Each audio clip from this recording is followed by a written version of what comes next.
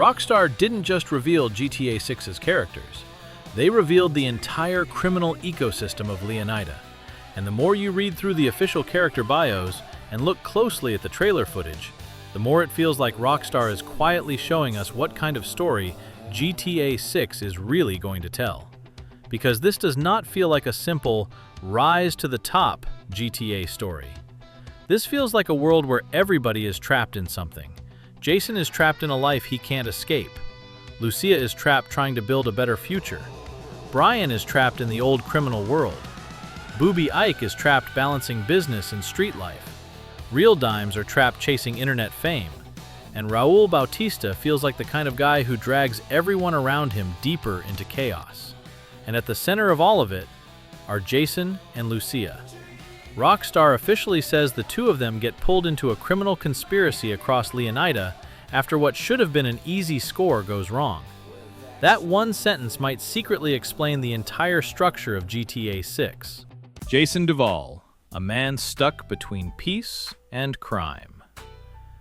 Jason Dval might end up being one of the most interesting protagonists Rockstar has ever written. Because, officially, Rockstar describes him as someone who wants an easy life, but everything around him keeps making life harder. And honestly, when you really break down his bio, Jason does not sound like somebody chasing power. He sounds exhausted. Rockstar says Jason grew up around grifters and crooks, meaning crime was probably normal around him from the very beginning. Then, after a troubled teenage life, he joins the army. That detail is important, because that instantly separates him from previous GTA protagonists. Michael was already a criminal. Franklin wanted a better life. Trevor loved chaos. But Jason? Jason sounds like somebody who actually tried to escape. Joining the military feels like Rockstar telling us there was a point where Jason genuinely wanted structure. Maybe even purpose.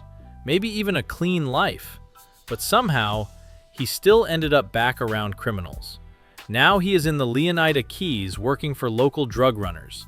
And that alone tells us something massive about GTA 6's tone.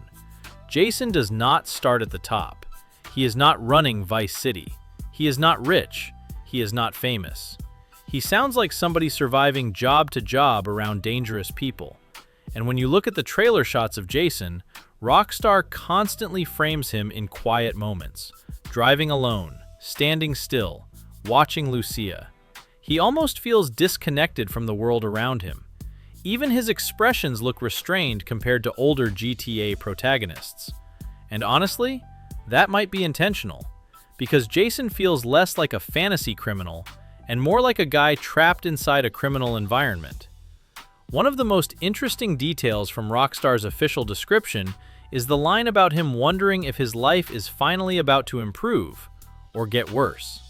That sounds less like confidence and more like fear, which makes Lucia's arrival even more important. Because Jason doesn't feel like the person driving toward chaos. Lucia feels like the spark that changes everything. And visually, Rockstar keeps pairing them together in almost every important trailer shot. Not like partners in crime, like two people trying to survive the same storm. And honestly, the more you look at Jason's setup, the more GTA 6 starts feeling less like a power fantasy and more like a crime thriller. Because Jason already feels like somebody carrying years of regret before the game even starts. Lucia Caminos, the real heart of GTA 6. If Jason feels tired, Lucia feels focused. And honestly, Lucia might secretly be the emotional engine of the entire game. Because Rockstar's official description of her instantly gives her more urgency than almost anybody else in GTA 6. Rockstar says Lucia's father taught her to fight from the moment she could walk. That line alone already tells us she probably grew up in a rough environment. Then Rockstar says fighting for her family landed her in Leonida Penitentiary. And that changes everything. Because Lucia is not introduced as somebody dreaming about becoming a criminal. She is introduced as somebody who already paid the price. And when Rockstar says she got out through sheer luck and learned her lesson, that gives her character a completely different energy compared to older GTA protagonists. Lucia does not sound reckless. She sounds calculated. And the line, "Only smart moves from here," might be one of the most important pieces of dialogue Rockstar has released so far. Because that line tells us Lucia understands the consequences now. She understands what prison means. She understands what failure costs.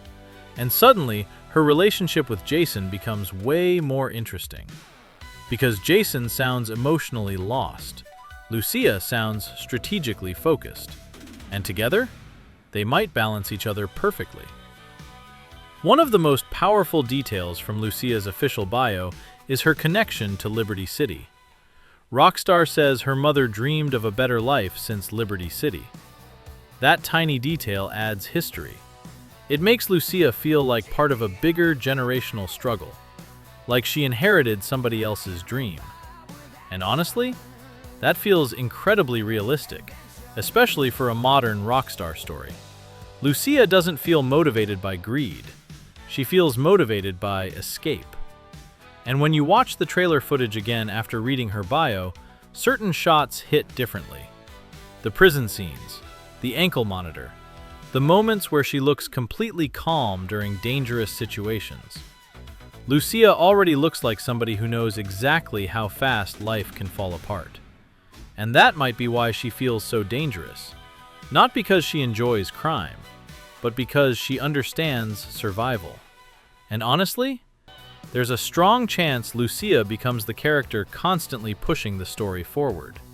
Jason may want peace, but Lucia sounds like somebody who understands that peace costs money, power, connections, and control. And if that's true, then GTA 6's story might slowly become about how far these two are willing to go before they lose themselves completely. Cal Hampton, the internet brain of Leonida. Every GTA game needs somebody weird, and Cal Hampton might end up being one of Rockstar's funniest modern characters. But underneath the comedy, Cal might secretly represent one of the biggest themes in GTA 6, modern paranoia. Rockstar describes Cal as Jason's friend and another associate of Brian. He feels safest hanging out at home, drinking beers, listening to Coast Guard communications, and diving deep into internet conspiracy theories. And honestly, that sounds exactly like the kind of character modern GTA would create. Because Cal feels like somebody completely shaped by the internet age. He talks about psychopaths running everything. He notices birds flying in strange formations. He sounds permanently online. And what makes him interesting is that Rockstar seems to be blending comedy and realism together. Because everybody knows somebody like this now. The guy constantly doom-scrolling. The guy convinced there's a conspiracy behind everything. The guy who somehow sounds crazy, but occasionally makes a good point. And honestly, Cal might end up being more important than he first appears. Because if GTA 6 really is about a criminal conspiracy spreading across Leonida, then having a paranoid conspiracy character around suddenly makes perfect sense. He could easily become the person connecting information together. Maybe he overhears something. Maybe he tracks something. Maybe he accidentally discovers something huge. Or maybe he is just Rockstar's way of satirizing modern internet culture. Either way, Cal feels incredibly modern. And visually, he perfectly matches GTA 6's social media-heavy atmosphere. Because one of the biggest things Rockstar keeps showing in the trailers is chaos through screens. Phones, live streams, clips, internet culture, viral moments. And Cal feels like somebody completely consumed by that world. Which honestly makes him one of the most believable characters Rockstar has created in years. Brian Heder, the old world of crime. Brian Heder feels like a ghost from an older version of Vice City. And honestly, he might be one of the most important characters for understanding GTA 6's criminal world. Because Brian represents something Rockstar rarely focuses on anymore: old-school smuggling. Rockstar says Brian is a veteran drug runner from the golden age of smuggling in the Keys, and now he still moves product through his boatyard with his third wife, Lori. That detail alone already paints a picture. Brian sounds like somebody who survived decades in the criminal world. Not by being loud, not by becoming famous, but by staying smart long enough to let other people take the risks. Rockstar even says Brian has been around long enough to let others do his dirty work. And honestly, that line is cold, because it instantly tells us what kind of criminal Brian is. He is experienced, dangerous, patient. And Jason living rent-free at one of Brian's properties tells us something massive. Jason is already connected to the criminal system before Lucia fully enters the picture, meaning Jason's life was already complicated. Lucia may not have dragged him into crime. She may have simply dragged him into bigger crime. And visually, Brian's entire atmosphere feels different from the rest of Vice City. While real dimes represent social media fame and Booby Ike represents nightlife and flashy business, Brian feels quiet. Boats, sunsets, hidden properties, drug routes, small-town criminal connections. And honestly, that contrast might be one of the coolest things about GTA 6, because Leonida already feels incredibly layered. There isn't just one type of criminal world. There are multiple criminal generations colliding together, and Brian feels like the bridge to the old world. A world before live streams, before viral fame, before influencers. Just smuggling, money, silence, and survival. Raul Bautista, the man who makes everything more dangerous. Raul Bautista might be the character that changes GTA 6 from a survival story into a disaster story. Because Rockstar describes Raul as a seasoned bank robber always looking for talented people willing to take big risks for big rewards. And honestly, that sounds like trouble immediately. Especially once you combine that description with Rockstar's setup about Jason and Lucia getting trapped in a criminal conspiracy after an easy score goes wrong. Now officially, Rockstar has not confirmed Raul recruits Jason and Lucia. But come on. When Rockstar describes a professional heist criminal hunting for talented risk-takers, it is very hard not to connect those dots. And honestly, Raul feels like the kind of character who changes the scale of the story. Brian represents local crime. Raul represents bigger crime, professional crime, the kind of operations where one mistake changes your entire life. And Rockstar specifically says Raul's recklessness raises the stakes with every score. That is incredibly important wording, because it suggests Raul is not fully in control anymore, meaning every robbery probably becomes more dangerous, more chaotic, more desperate, and that fits perfectly with the trailer tone. The police presence in GTA 6 already looks intense. Helicopters, roadblocks, SWAT-style responses, fast escapes. Everything feels heavier. And Raul feels like the kind of person who drags Jason and Lucia into that higher-pressure criminal world. One of the most interesting possibilities is that Raul may represent temptation, the temptation to go bigger, because Jason sounds like somebody who wants peace. Lucia wants control, but Raul offers opportunity, money, risk, power. And in GTA stories, that combination almost always destroys people eventually, which honestly makes Raul one of the scariest characters Rockstar has revealed so far. Not because he looks violent, but because he sounds persuasive. And persuasive criminals are usually the most dangerous kind.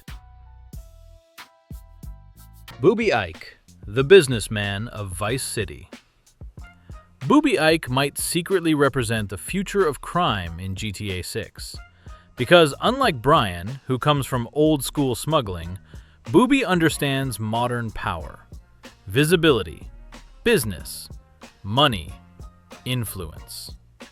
Rockstar describes Booby as a Vice City legend who transformed street life into a legitimate empire.